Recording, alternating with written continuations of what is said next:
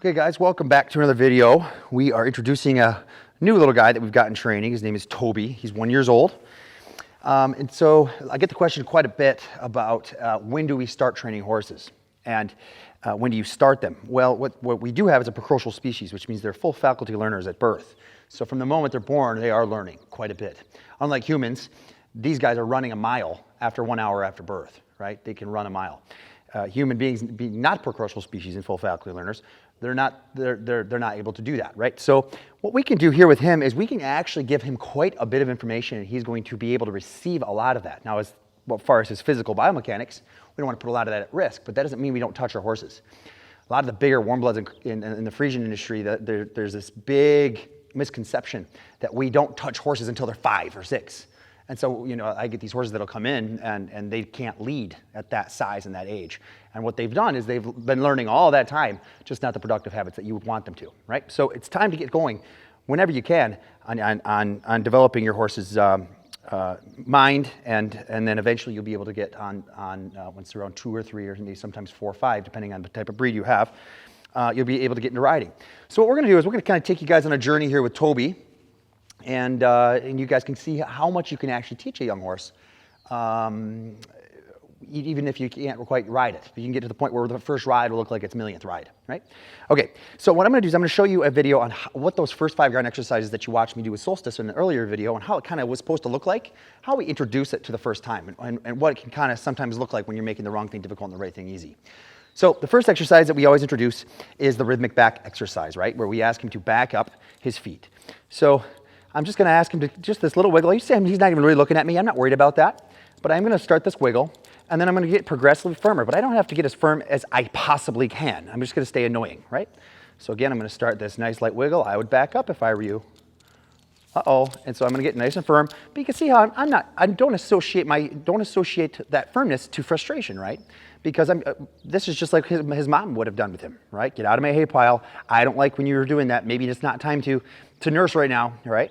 So what we want to do is we want to get that same kind of rapport that he would have had with his mom. Look at that, starting to realize that. So I'm starting light because he'll only ever be as responsive as I start light. That looks pretty good.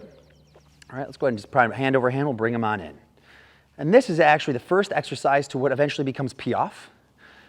It's the exercise that eventually becomes your slide stop without reins, and a lot of other advanced maneuvers. It actually starts right here. So it's very important that we instill this. Okay, so I'm saying, nope, I want 2 eyes. And I'm going to ask you to back up. See, I was kind of walking forward, and that doesn't work.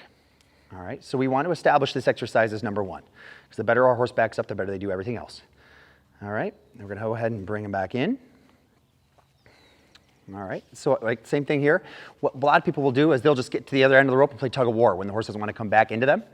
All right, but we actually don't want to play tug of war because then he feels unmotivated because he doesn't feel right because he's losing, or maybe he wins. But bottom line, either it's a lose-lose situation. So we don't want to play tug of war. But instead, when he resists this come back in, I will tug and release. Tug and release if he resists. So that was no resistance. So we can go ahead and give him good. So that's the first ground exercise. So what I typically want you to do with your technique with this exercise is go very lightly with your wrist side to side. And if he's not responsive, I would go to an up and down. All right? And that's kind of like the get out of my hay pile if I were you. My ears are back. Right? And if they don't get out of that hay pile, what happens? They usually get kicked or bit by the horse, right? So this is actually how they communicate. All right? And that's what makes this natural horsemanship, is we're actually communicating them in a way that they already understand. Right? Okay, so that's ground exercise number 1. All right? And then what I typically like to do next is go to one of the best things your horse can learn how to do, and that is to stand still, right? And what I like to do now that I have this kind of established is I can back him up a little bit, and then I can take this stick and string and throw it right over his back. And you can do this with tarps, you can do this with bicycles, you could do this with your own body down the road. So he's kind of moving his feet. What I'm going to do is just kind of put a little light pressure on the rope, just to make it a little hard for him. But you see how he's kind of far away, and he says, I think I need to move my feet. So I'm going to do the same thing. Just put a little tug on that rope, just like this. See, little tugs. And so what people have this conception that desensitizing is for confidence building. And yes, there's an aspect of it that is for confidence building, but it's actually more about responsibility and building out that responsibility. So right now he's moving his feet in an unproductive way. Why? Because I'm not telling him to move his feet. If I was to ask him to move his feet, I would use my directive hand, not my supporting hand. The stick is a supportive tool. And it's if the directive hand, which is this hand, which is connected to his face, is saying something to him, then, that you'll see me do in just a moment, then he has to respond, and then the stick would come in and say, uh-oh, right? That looks pretty good. All right, so once he stops, I go ahead and walk away. So why this is establishing responsibilities, right now what I ask him to do is responsibly stand still. Don't move your feet. Because I'm not asking you. See how my left hand is dead? It's not saying anything to him? All right, so he should be listening to that hand. So this stick can do anything it wants. We don't want him to be a horse that we're scared to fart on. We want him to become a horse that has a lot of responsibility.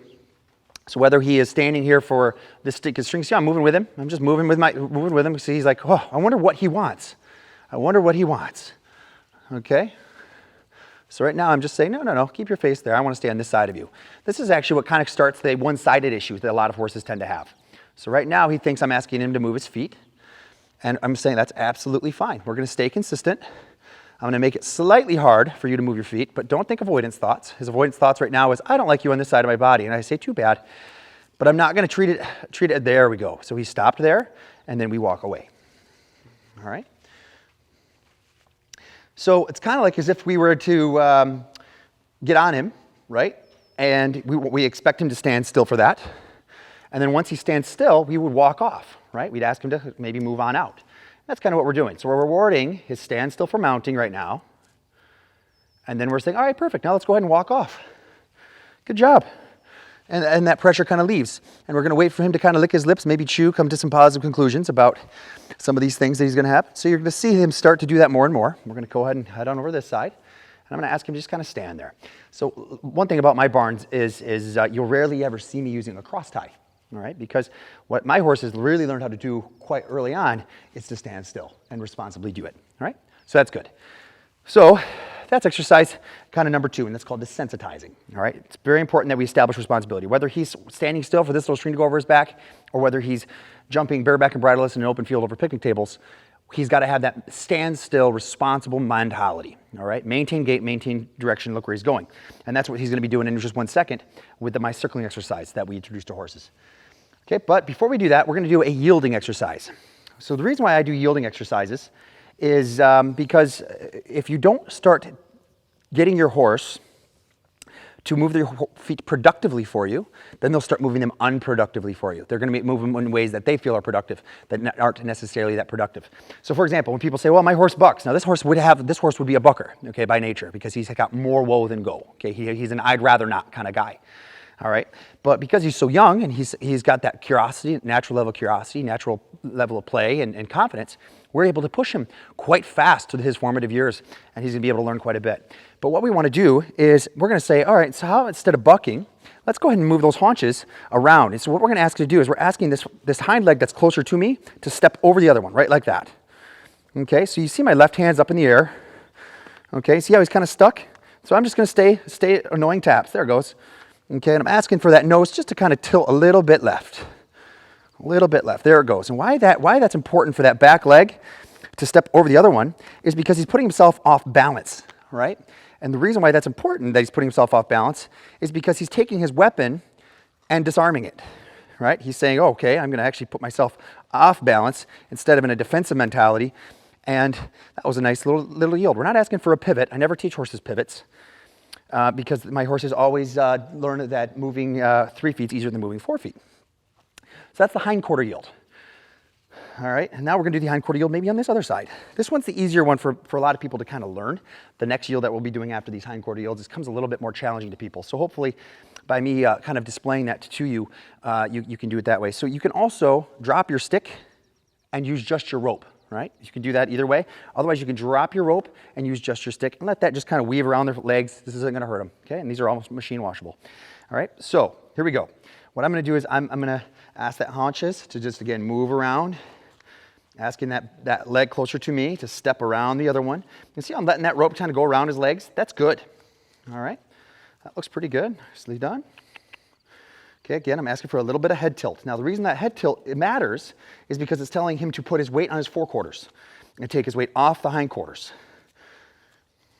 There you go, buddy. And I always typically like to try to rub that pressure away. All right?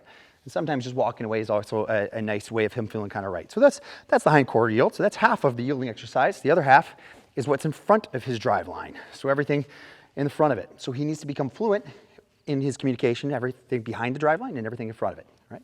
So now we're gonna do the four-quarter yield.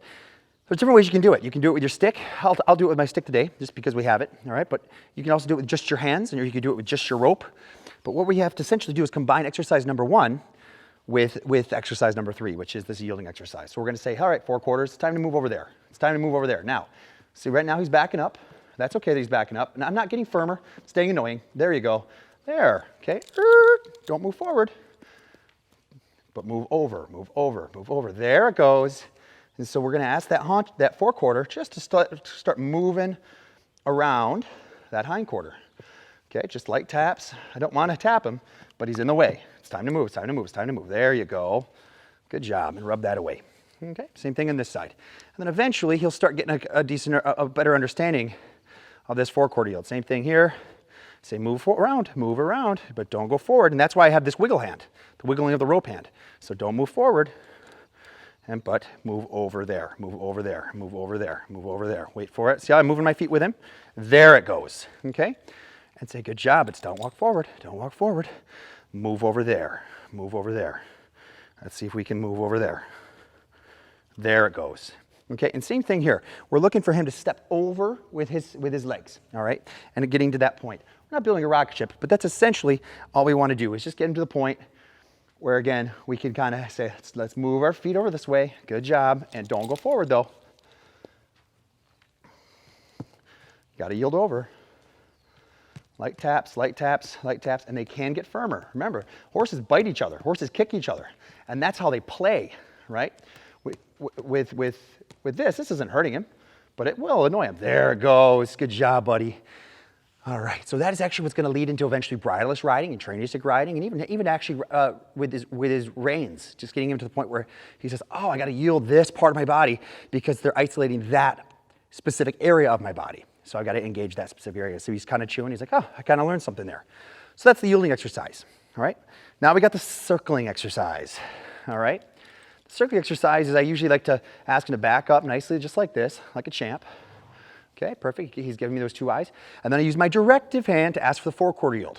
So now this exercise is a combination of those first 3, the rhythmic back, the desensitizing, and yielding. Okay, so I'm going to ask for a four-quarter yield by first saying, I would go over there if I were you. Okay, now he's in the way. Why is he in the way? It's because I politely asked him, right? And so and off he goes.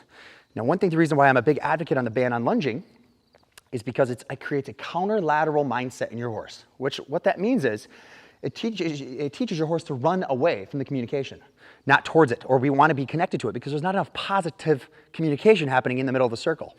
And all the distractions are outside the circle and all the communications on the inside of the circle. So we've got to have something better happening inside the circle. And what's more better than more things being said, right? So right there, he kind of stopped on his own. Sometimes you could be like, all right, me too. I like that you did that. That's kind of fun. How about you back on a circle too? Let's back on a circle. Let's see if you can do both things. Let's see if you can back up on a circle. Good job. All right. Good boy. All right, I think he's feeling like this might maybe nap time. So again, he didn't move when I put this left hand up. So now he's in the way. Good. Now, the reason desensitizing is a part of this equation is you can do things like that. You can start throwing this over his back while he's moving around, right? But the other thing about it is his job is to maintain gait. He can't be trotting when I don't say so. When I ask for a trot, it looks like when I sent him. It'll look the same way. So right now he's walking. If I wanted to trot, this comes up first, this comes in second because he's in the way, right? He's not listening for my information. So he's gonna look at me and be like, whoa, what was that? I'm gonna let him process that for a sec. Okay, let him think about it and say, now let's go ahead. Let's go ahead again. Let's go ahead and trot again.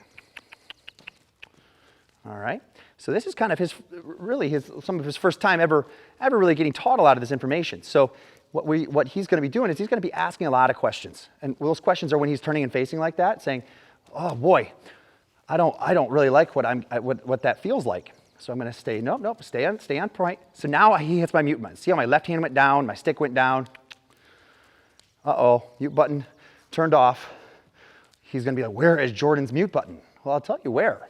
It's actually in your responsibility. If you responsibly move, okay, so see how he's saying, I'm just going to keep backing up out of this circle. No, you're not.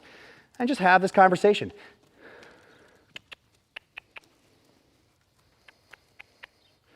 All right.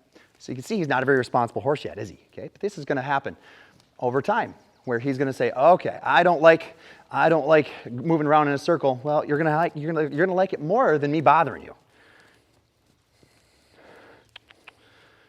Good boy. He's starting to say, oh, maybe I just got to keep going around like this. That's nice. So now when I want 2 eyes, I'm going to back up until I get them. Boom. All right, so I backed up till I got 2 eyes. I'm going to keep backing until I get those 2 eyes too.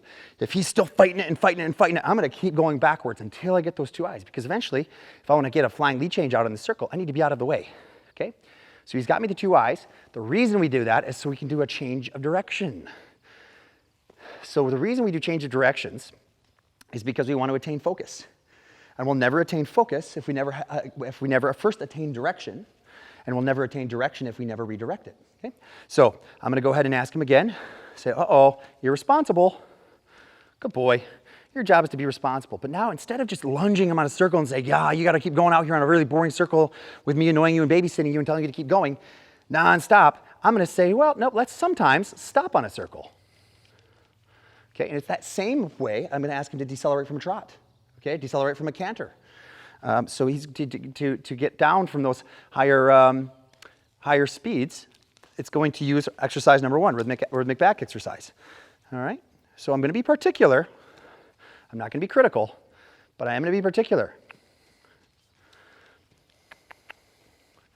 There we go.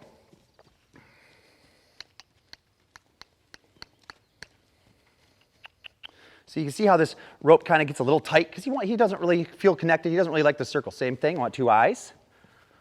Good. I had a boy. Okay, so I backed up till I got 2 eyes. And then he doesn't always need to stop, but I'm going to let him process that. Just that step. Okay, same thing here. Off we go.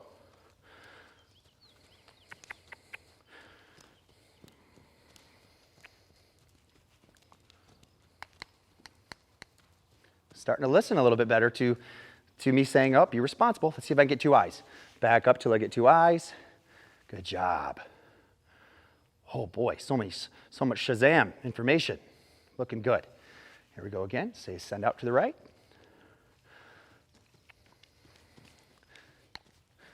Okay, now let's see if we can bring him down to a walk.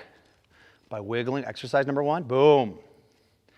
All right, so why wouldn't we want to play with our horses on the ground like we play with them in the saddle? We go into lunging nonstop. So to get them in, I'm going to do a hindquarter yield. Look at those haunches. Say, where's that?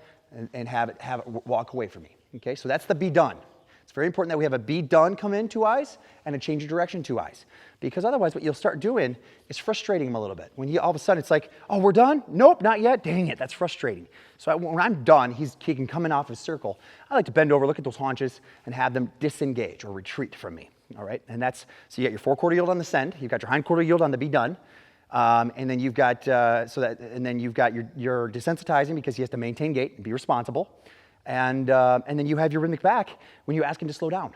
Okay, perfect. So that's your circling exercise. It gives you a little bit of an idea. You start seeing how he's starting to develop a little bit more responsibility and starting to listen to me saying, no, stay trotting, or no, stay on your circle.